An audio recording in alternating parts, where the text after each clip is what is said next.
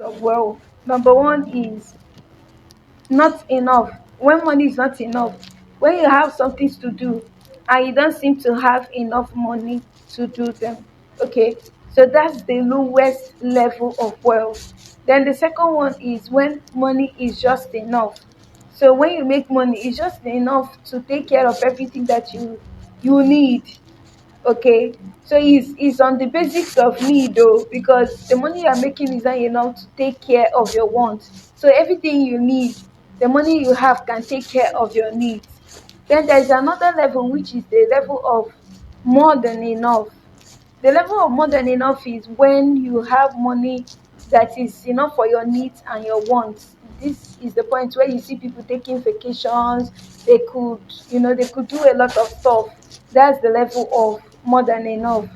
Then there's another level, which is like an overflow. The fourth level is that level where you have more than enough. You can make investments. You can even decide to resign from your job because the investments that you have made is yielding passive income. What is passive income? Passive income is money you did not work for. Okay, or you did not work actively for. Let me say that I gave somebody a loan of 500,000 and the person is paying me 50,000 every month. That 50,000 the person is paying me is a passive income, which is an interest on the loan. I didn't work actively for it. My money is working for me. Is when your money work for you. That's what is called passive income. Okay, or that the job that you have done is yielding interest till now. For example, there are books I've written. People go and still buy those books. So it is one effort that is still yielding. I didn't do anything actively, but I'm still making money. So that's passive income. But active income is the money that you do something to make. If you are in the zone of active income, the day you stop working, you will not see money. That's why you see some people when they retire, they get poor. When they were working, they are okay, but immediately they retire, they are poor. So wealth is measured as in terms of passive income, not active income. So if you stop working now, the money you have made or the money you have invested, how long can it take you? If you can take you 3 months, according to your lifestyle, you're just wealthy for that number of months. There are some people, whether they work or they don't work, they will keep earning money and their money will keep increasing and they are fine. That's the fourth level. Then the final level is the level where you have too much money. The challenge is, how do you even give out this money? That's the challenge. How do you give out the money? So there are some people, there are some people that their challenge is too much money.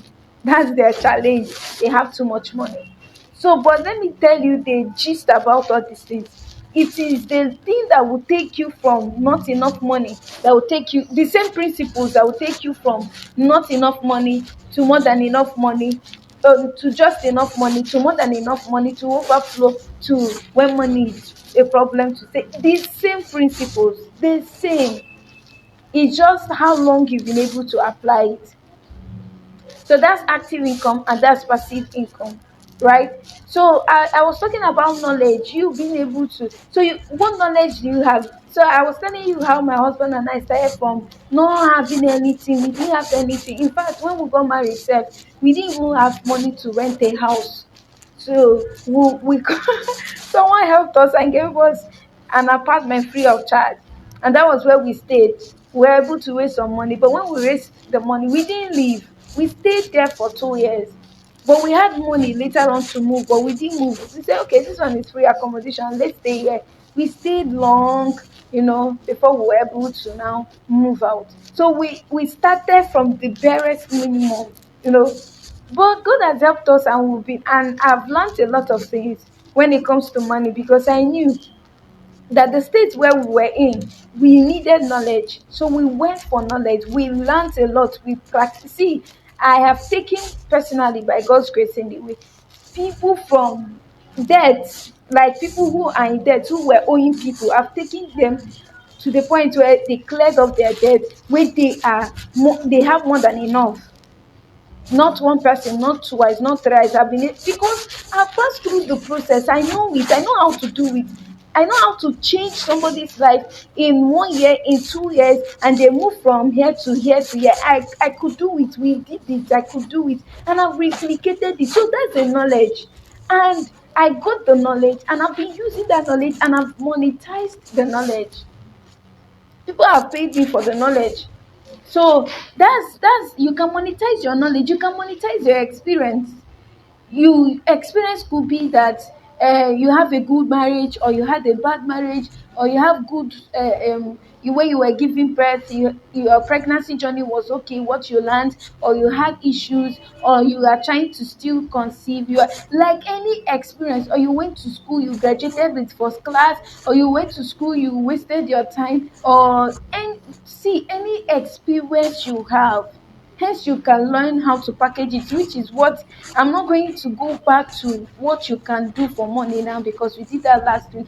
I'm going to take us a step further now. So I'm just telling you that you can monetize your talent, you can monetize your skill, you can monetize your knowledge, you can monetize your experience, and the next thing you can monetize is, let me put it here, um let me put it, probably say physical beauty. Yes, if sometimes when you see companies that run adverts, they use fine people, fine girls, fine guys to run it. Oh. That beauty is a currency. You can monetize your voice. You can monetize a lot of things. It just depends on how the value you place on that thing. Hence, you place value on it. It will just go. It will just help you. I used to be a financial wreck. I didn't. The first 25,000 naira I saved was when I met my husband. We were not married then, but we were dating. He was the one who helped me to save that money, and we used it to do MMM, and MMM collected the money from me. But that was the first bulk money I made, because he helped me to save, and I've helped people raise millions in savings. I've helped somebody who has been working in Lagos for years. She doesn't have savings. Last day she did 1 million in savings. She bought a land, a single girl. This year she's doing 1.5 million. Like, I've helped. I can kill this thing. Finance is at my tips, because I've worked it out. It's a knowledge that people are paying me for. So when I want you to also go back and think, what is that knowledge you have? Did you know that if you go to YouTube, you will find people whose video is how to boil eggs? I don't know. See, till tomorrow, I don't know how long I should boil my egg. Oh. Is either I boil it under or I boil it over. But I don't know the exact minutes that if I put eggs now, I will boil it. Sometimes I will boil the egg, the thing will crack. I don't know why it's cracking. I don't understand all these things. So people teach as small as how to boil egg. People teach things as small as how to boil hot water. People still teach how to boil indomie. So you are the one undermining the knowledge you have, because in your mind you're thinking that if you know it, that every other person knows it and they will not be willing to pay you for it. But it's not true. It's not everything you know that every other person knows. Like, you know it and you will teach it. So stop undermining your experiences, your knowledge, your talent, your skills. Stop undermining it. Place value on yourself. If you package it, the challenge is that you have not packaged it. You are just trivializing it. If you package it, the people who need it, they will buy. So that's it on what to do for money. I want you to go back, check out what you have written down that you want to do for people to pay you. Revisit them, check them, and the tip I'm giving you here is, please ensure that it is something you can do online. Ensure that that thing you want to start floating now is actually something you can do online. So don't do something that it is just physically that you can do it. You can do it hybrid is online and offline, that's okay. But I know most of us, we don't even have phones to start. But you have a phone, you have data, so you have everything you need to start. If you have phone and you have data, you have everything. That's why I tell people, the basic gadget you need as a human being, the basic gadget is a phone. Don't play with a phone, an Android phone at least. Have a phone, okay? When you have a phone, then you have data. That's all. You can monetize anything. Don't joke, don't sleep. Don't say this is just a knowledge I have, or this is this, or no. That knowledge, people will pay you for it. That experience, people will pay you for it. That your talent, that's your skill. package it and people will pay you for it. And good news is that what we're doing today is to learn how to package your knowledge or your experience or your talent or your skill or your physical beauty so that people can pay you for whatever that the Lord has given you or whatever experience that you have passed. And please, if there are experiences that you have passed through, don't waste that experience. You waste it when you keep quiet, when you snooze on it. But the day you come out and start teaching people and helping people through that experience, not just that you make money, but you put the devil to shame and ensure that nobody ever goes through that same experience that knows you or that has heard about you. So with that being said, I've taught you what to do in terms of making money. Now we're going to move over to how are you going to package this thing so that people can pay you for it. So, can we hear me? You can unmute yourself and tell me if you're following. Can you hear me before we move over to the second stage?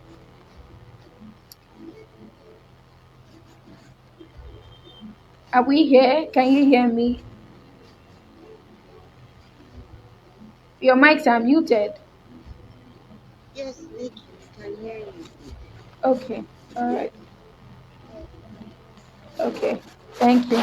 Now that you have found what to do, if you have not, you can go back and think about them again.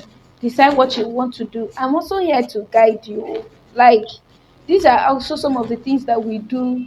We charge, but because you are here, just use me, ask me questions. See, that's why we are here. So that it's not when we are getting probably to 3 months, 4 months from here, you start hearing people's testimonies and reviews. You'll be like, is this thing true or not? It is true. And it is what we are learning here that everybody is actually implementing. Now, when you find what you want to do, the next step is to find who you want to give that service to. It is called a customer persona. Who do you want to serve?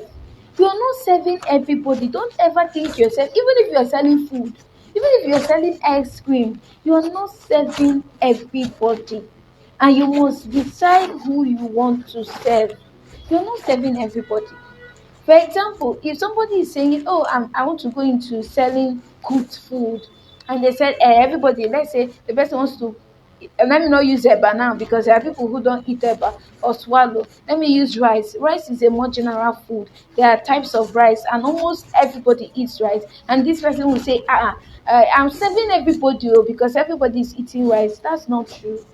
In fact, where you are cooking it, even the kind of rice you're cooking will determine uh, who you serve, your packaging, and a lot. And it is always good that you decide who to serve, because who you will serve will determine a lot of things, including your pricing, including your packaging, including the social media platform you want to sell. Like we said, we are doing digital marketing or social media marketing now. We're not doing anything physical, because if I tell you to start doing something physical, it will make you now to need to go and get a shop, pay for a shop, come and start buying goods to put there. No, we're learning how to start immediately.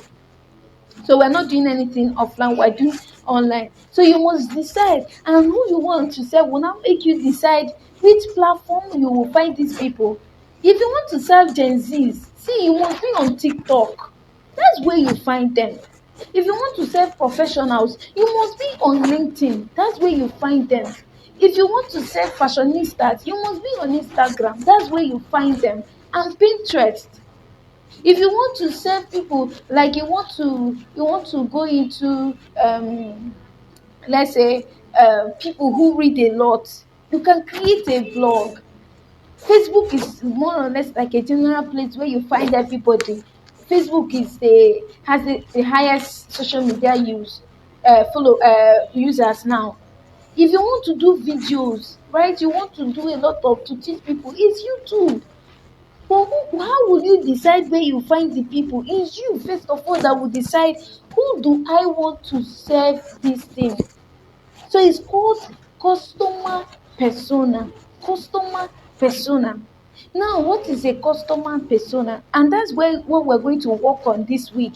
You're going to develop your customer persona and submit. So please pay attention so that you understand what it means. A customer persona is a fictitious representation of your proposed customer. See, the keyword here is fictitious. So you are not sure that this is like who you will serve, but this is who you want to serve, right? So it is divided into two. There is the demography of the customer persona. There is the psychography. I will explain, and I'll also give you a template that will help you and guide you when you're developing your own. Demography means the physical attributes of this person. For example, marital status. Is this person married? Because if the person is married, how you will even talk to the person, a lot of dynamics will change about a married person, even when the time when they are online. So number one, marital status. Number two, age. What's the age bracket of the people that you want to serve? Number three, gender. Gender. Are they male or female, or are you serving both genders? Right? Then number four is academic qualification. Okay, are they schooled? Are they educated? Do you want to serve highly people who are highly educated or people who have not gone to higher institution? So the academic qualification that they have is also a pointer. Number five is hobbies. What are their hobbies? Because their hobbies will help you know how to talk to them, how to reach them. You can even reach people. Okay, you can reach people via their hobbies. People who like football, soccer, handball, baseball, movies, Z Word, you know, all of those things. So their hobbies are important. And then finally is on demography is their income level. Their income level. Let's say you want to serve students, and then even as students with a grade though, there are students who can afford to buy an iPhone, and there are students who can't even afford to buy an Android phone. So you also need to know their income level. Are there people who earn probably between 200k to 500k per month? It's a guesswork. Oh, you are not sure. So, but you should guess. You should picture this person that you want to serve, right? And then write out all these details about them and keep. Then let's move over to psychography. Psychography now is how they think. Okay, how they think. Their psychography. Okay, in demography too is location. Location. You know how you talk to people who reside in the US is different how you talk to Nigerians. So their location also plays a lot of roles. Then the psychography now is their thinking pattern. Number one, what does this person see as a success? What is it that now that they see, and they see that they have succeeded? Let me give an example. There was a time I wanted to start selling beans flour, because when I was at the bank, I didn't have time to take care of my home, to cook the kind of meals. In my home I make moi. I cook opa. We cook things.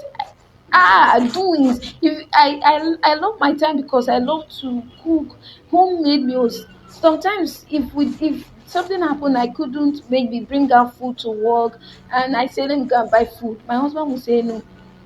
There was a time I bought food, he rejected. He said, "This thing is nothing compared to what I have at home. I can't eat it. Only if I'm already." And I said in my mind, "It's me that have spoiled you now, you know." But that's what I see as success when I make homemade food for my family, right? So now, when I was a bank, I didn't have this time to do this thing, but I had that value in me, at the point where sometimes I will give our cleaners money, write list for them, and they will go to market, they will buy things, and I'll come and keep it beside me. Mmechi ọrụ ebe 7:38. Nlarụ n'abalị, m ga-eshiriri ofe. Ọkụ dị na ya eri ya n'abalị, m ga-emeki sure na ofe dị n'ụlọ. it's a stress, yes, but I do it. I cook things, I give them money, they go and buy, I keep cooking, and all that. But one thing I couldn't make in my house was my, because when will I wash the beans and go to market? I used to buy beans flour. So people will come to the bank, they will give me, I buy beans flour 1525, may were and shit it in wait time. But sometimes on Saturdays, in Uber time, master share the beans, because sometimes we used to go to work on Saturday. When I didn't go, master had the beans, so got pour share the more able because I love salt, I love moi a lot. So I now said, this challenge that I am having, a lot of people are having it, and sometimes I don't even know that whether the beans flour I'm buying, whether it's they missed it something or not. I want to make unadulterated beans flour that professional moms will buy. I was targeting mothers and wives, so it means that in the demography of my customer persona, marital status, they have to be married. Okay, what gender was I looking for? Females. What were the age brackets? I asked myself, what age brackets will you I have people now, and I said these people are really really married, and then they are focused on building a good home. I said, okay, I'm going to look at, there are some 25-year-olds that are married, there are 20-year-olds that are married, but they are not much, right? So let me start from 25. I said 25 to 45, this 20-year age, yeah, because sometimes ndị nọ na 50 na ụmụ ha etola, right? Ụmụ ha ga-emeli some things for them, but this is the age bracket where I see people whose children are still growing and they may not have all the help they need. So I said 25 to 45. You see, I've defined their age bracket, and then I asked myself, what is their income level? And I said these people must be earning at least a minimum of 100,000 every month, so that if someone earns up to 100,000 every month and the person wants this my beans flour, they can be able to pay me 5,000 naira for it. Because but if I go and get somebody that they is earning 40,000 naira, give them a charge here 5,000 naira salary ya work for school and they go. So that was how I created the demography. Then I now came and asked myself in the psychography, what do these people see as success? I said, when their family are, when the person's family is eating balanced diet and this homemade meal, there are women who value homemade meal. Oh, those are the people that I'm looking for. That's what success is for them. Then the next question in psychography, like I said, I'm going to drop a template that will help you to do this thing. Okay, so I'll try as much as I can to detail it. Then I now ask myself, what are the challenges that these people are having? Time. Time. So the time they would take to go to market, to wash beans, to do this one, to do that one, I'm going to take that time. They are going to buy their time. When I was at the bank too, there was something we used to say, buying your stress, buying your time, buying your stress. You have money, use the money to buy your stress. That's the challenge of time and process that I'm saving them. Then I ask myself, what are the standards that these people are going to look out for that will help them to buy? Because if you want to sell to professionals who are educated, who have this value, if you want to sell food stuff for them, you must go and get at least the NAFDAC registration number. Because hangakwa afia, they will be checking, does this product have NAFDAC reg number? But if you are talking to market women, number one is that they will not even buy the beans flour from you. They don't need it. Number two is that you can make the beans flour. All the time my carrying and waterproof. Some people don't even care. Hands on my carrying and waterproof. But there are people who won't buy that thing because they know it's cancerous. It could cause cancer, right? So these people now, what they are looking out for is some standard things that I will put into it. I need to get NAFDAC registration number to make this product look quality. Then packaging, I also need to add, check, do content, what is in this product, and then I need to package it in a clean envelope, like in a clean porcelain bag that is transparent, so that they will see what's inside and all that. That was the things that I put down. This is my customer persona. So it is important that you do these things. Okay, I hope that by next week we are going to be learning content creation, how you're going to set up to start selling. Okay, because to start a business there are three things that you should do. Just three things that you should do. Number one is you have to start from um you have to start from who do you want to serve, which is your customer persona, right? I know why I didn't start us on who you want to serve, because if you don't understand these processes, it may be ambiguous for you. But the next thing is what you want to sell, right? What do you want to sell? What service or what product do you want to sell? So we started from number two because it would be easier for us. So that was why I started from number two. What you want to sell. Now you found who you want to sell to, right? What you want to sell, who you want to sell to, and then finally is how are you going to sell it. So it's called market. You find a market, you find a problem the market is looking for, you propose the solution to the problem, and you find how you want to deliver this solution to their problems to them, and you have money. Is that simple? So we're just going to be taking it one after the other, one after the other, one after the other, so that I won't teach, and then it will be ambiguous and it will be big for us to grasp. So that's customer persona. Let me also tell us now the benefits of this customer persona. Number one, you will not be talking to everybody. Okay, you will not be talking to everybody. You know who you are reaching out to, and you stay there. Okay, you know who you are reaching out to, and you go and talk to them directly, especially when you're using social media. You know social media is very noisy, so you know specifically who you're talking to, and you talk to them. Number two reason why you should have a customer persona is your pricing. Pricing is important. If you're in business and you're not pricing your product appropriately, let me start from underpricing.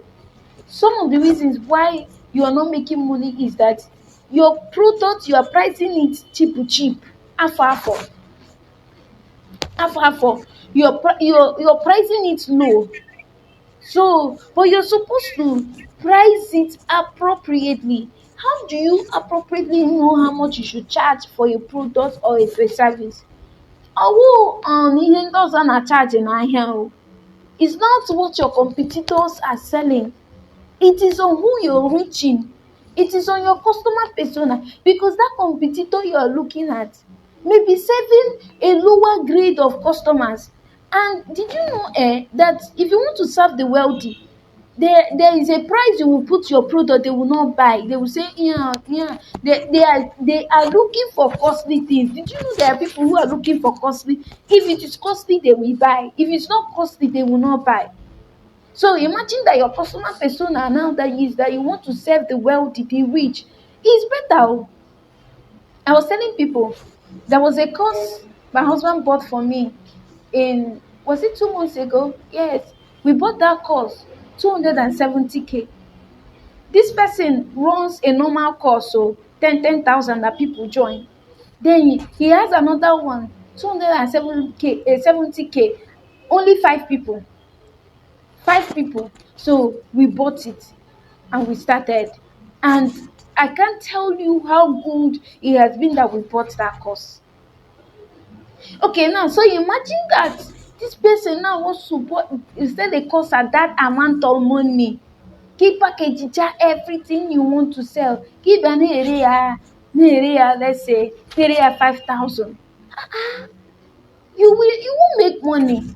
One of the people that have helped to get out of poverty, one of the things I did for him was to review his prices. He was selling a luxury product and he was selling it cheap. I told him, this thing is a luxury product. Luxury is not, it's not, there are types of products. Let me tell us, there are products that are pain products. Pain products are products that people must, like they must have. For example, water. When you come to the category of water, the main products in water is pure water. It will be madness for you to want to sell pure water and you are selling it 200 naira. But there is another level of water. There is some sort of luxury, which is what? Canned water. And canned water is costlier than pure water. The packaging different, everything is different, because what the pure water people, canned water people, what they are selling is not taste though. They are not solving the problem of taste. They are solving the problem of hygiene.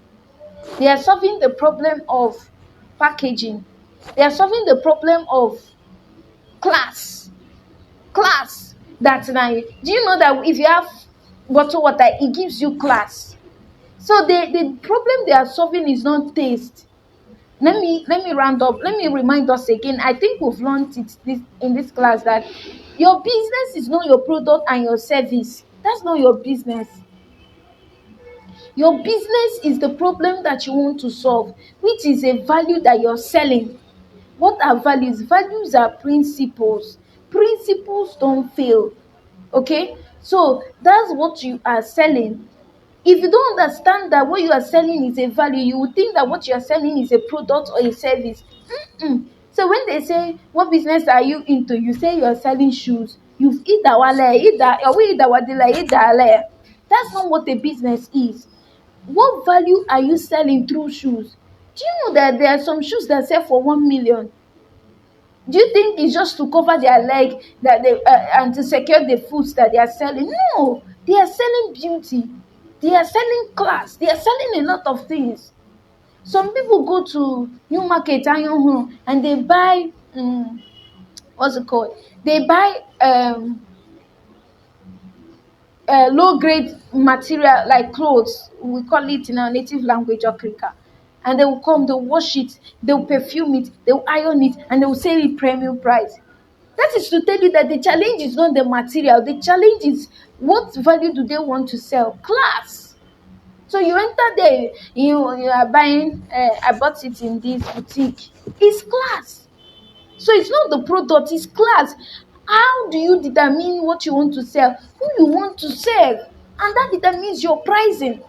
So I told him, you won't do this thing. You won't. Okay? So, and then he heard me, and then that was how we started making money. So if you don't know who you want to serve, you don't know how much you want to charge. There are times when I have my products. One of the ways that I know that this product is not made for you is when you come and start pricing me for the product. You are not my customer. If somebody comes and they are bargaining, is it not 10 naira? Is it not 5 naira? Is it not $1? What it means is that they are not your customer. They don't have the value for it. So when they bargain too much, just leave them and go your way. The person who the product was made for, when they see the value, they will recognize it. So pricing is important, and you price majorly, not according to what your competitors are doing, because we may be selling food, but you are a cafeteria and I am a 5-star hotel. So will I not price because cafeteria people are now selling one plate 1,000? Me, there are where they say one plate of rice 100,000. It's not taste though. If you go there and taste it, you see that sometimes the cafeteria own is more tasty than the one you eat in 5-star hotel, but they are charging more. Why? Who they are serving? Who they are serving? So it's important you decide who you want to serve. For the past few years, I'm bringing this thing here. I've helped a lot of people with their savings game, savings, investments, and even income. So I've helped many people like come out of poverty, like I said when we started. I've helped these people. So what I now decided to do is, okay, I want to expand this and bring more people, because if I finish teaching people savings and I don't hold their hands, I have people now that I hold accountable every month. They show me their savings. There are young girls, small girls who are my mentees. They are doing 100K every month. Every month, I teach them what to do. They make the money, they save it, they send me screenshots. So some people did 1 million last year. Some we increased it. If you did 500 last year, you're doing 1 million. If you did 1 million, you're doing 1.5 million. I said, this thing that I'm doing for people, let me expand it. And then I was now asking myself, how much do I charge? Some of these people don't even have money to pay for the service. I have a book, Next Level Service Template. I'm selling that book 5K now. And I said, okay, let me open it. It's a mentorship group. If you want to join, you can join. It's a mentorship group. And I said, okay, I'm going to charge 10,000. The book I will give you already is 5,000. I'll give you knowledge. I'll create a group. I'll follow you up. I will help you work on your expenses. I will help you work on your budget. I will help you automate your savings. I'll do a lot of stuff for you, and I'll do it for 6 months for you. And the charge is 10,000. If you don't have 10,000 to pay, you're not my customer. This is a program I'm rolling out by June. So if you know that you want to make money immediately, it's not how much you're making. I've had somebody who earns 40,000 naira salary, a married woman that the husband is not working. She did 300,000 naira savings in a year from 40,000 naira salary. So it's not how much you're earning, it's what you know. So I see, I've done this magic. I know it. She did it. She used the money, sowed the seed into her husband's life. Her husband knows how to make soap, detergent, and all that. But there is no fund. There is no capital to start. So that was last year. She got the money and gave to the husband. The husband has started. Now the family is living better. She even brought her brother. Her brother did 500,000. So I now said, I've done this thing for people. Let me open it. But at Atomoye Gabi Wamishi tomorrow, if you think that 10,000 is too big for you to pay for 6 months, for me to hold your hand, for you to move from the financial level where you are to the next level where you want to be, then you're not my customer. So pricing is key. Pricing is key. Is key. And pricing is largely dependent on who you want to serve, your customer persona. So that you don't be, you see online vendors that say this product is you see this thing they do, and this is today's my birthday, pay anything not less than 1,000 naira and you get everything. I mean, see, with the knowledge I have now, I will never do it, never, unless maybe tomorrow I may change my mind. But I've not done that kind of thing before. I could give a discount, but I can't go as low as that because I'm not serving such people. I'm not serving paupers. I don't even sell my products 1,000 naira, 2,000 naira again, because I know the value I put into that. I don't sell nonsense. I don't start products now. And the book I started since January. I finished writing books. I sent it for reviews. The last review I got is that they told me to start afresh. After I've written like 79 pages, did everything, did book cover, sent for reviews, just give me review of what you think about this book. They said I should start afresh. I Obi that I'm on Saturday. But these are the things I will go through. Then I will not come and price that book like someone who wrote a book in 1 month. Someone who just sat down and wrote a book, whatever that came to their mind. They went to YouTube, they saw videos, they read a few books, and then they wrote a book. And then I'll come and sell it 1.5. No, I won't do that. That's why, if you see anybody who have read my material, they are doing well. It works for them. The last person I reached out to, she saved 200k. She's earning 30,000 naira salary. From that 30,000 naira salary, she did 200k. She just entered Abia Poly. She paid for herself. So it's the value you put in and the customer you're serving. So you don't want to serve educated people now. You come and be giving them nonsense. So if you know who you want to serve and how much you want to charge them, you now know, I need to work hard on this thing. So there are some things I will not do. Like, I won't do those things. I won't say it's my birthday, you come and pay me 1,000 to get everything. Like this mentorship thing, I'm doing 10,000 naira now. And then I'll not say some people pay 10,000 naira for. I'll not tell somebody to pay 1,000 naira. The people who pay 10,000 naira will feel bad now. But it is not necessarily bad. Understand what I'm saying? It depends on who you are following. That's on who you are serving. That's why you can't copy verbatim. Everything you see, you copy it. Because you don't know who they are serving. So you may be here now. Kiburu we kibuto wo your brand in alago. Why? Because you are copying. So you need to know who am I serving. So who you are serving will determine pricing. It will also determine packaging. Like I've thought, it will also determine packaging. How do you package this product? I work with a company in the UK, and what I do is that I teach entrepreneurs in South Africa, Kenya, Ghana, and Nigeria on entrepreneurship. I had somebody, I think the guy was from South Africa or Kenya, I can't remember. It was last year. He said he imports products from China into South Africa or Kenya. But the people come, they price him the same price anere like they price people who sell small products, like normal products that they sell, let's say $1, $2. But these things are premium products. I told him, you know your problem. He said no. He said your problem is packaging.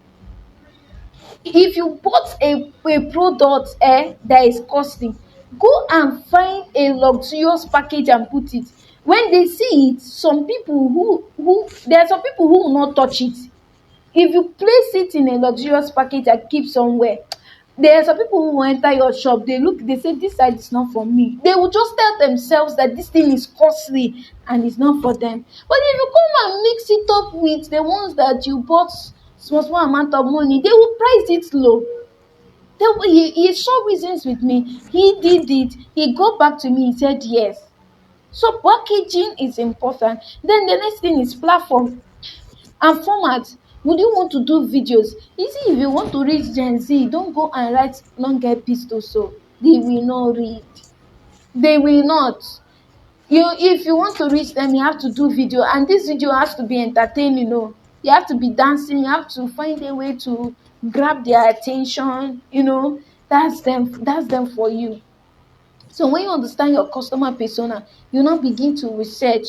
And when you research, you start out. What it will do for you is that you now start looking at your analytics. Every platform that you're using has analytics data. Is showing you, okay, these people I want to reach, are they truly the people that I'm reaching? For example, there is a company in Lagos. They were doing female wears, selling female products.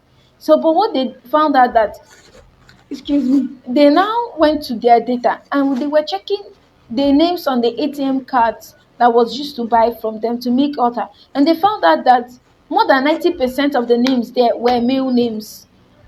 They were like, it's not even women that are buying. It's either the men are buying for the women in their lives, their mother, their sister, their girlfriends, their wives, or that the women are using the cards of their husbands to buy. They now said, okay, what does this mean for us? Let's introduce some of the men's wear and see if it is the men that is actually buying. They introduce pocket shelf, they introduce belts, they introduce, bow tie and some types of ties. And before they know it, everything they introduced, they sold it off.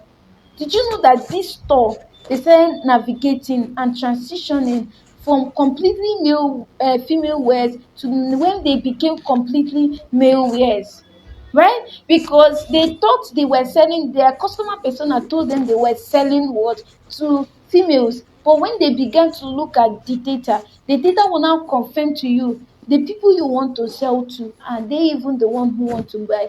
There was a time my social media following was more male than female. Even when I was talking about things about women, I thought women were responding to me. So when I noticed that I have more male followers, I started introducing men stuff, started talking to men. And some of the people who buy most of my products, I brought out a new book I'm working on, Money Grows on Trees. The people who have ordered this, pre-ordered this, male, men, I'm telling you. So it is now data that will confirm. Remember, we said customer persona is a fictitious representation of your customer. So it is now your data that will now tell you that this thing you want to do, is it correct? So when you begin to look at your data, you now begin to make adjustments to fit the people who are actually responding to you. So like I said, this is where I'm going to stop so that we ask questions. Our assignment today is customer persona. That thing you want to sell, or that you are selling, or you want to expand, whether it's your talent, whether it's your skill, whether it's your education, the things you were trained on, that's a professional background, or whether it is what's it called, your experience or the knowledge you have, whatever you want it is you want to sell. Who do you want to sell that? Don't ever start doing anything without determining who you want to sell to. So after this week, the next week, we are launching a SAP. Okay, we are launching ASAP, we're expanding. So just follow us. By our next week class, we will learn how to launch, how to start, and I want every one of us to start immediately so that we can monitor our growth. When we've stabilized in finance, we can get over to other sides of marriage, communication, sex, and all that. We have a lot of goodies in store for us. So I will stop here and then I will have us ask questions before we continue.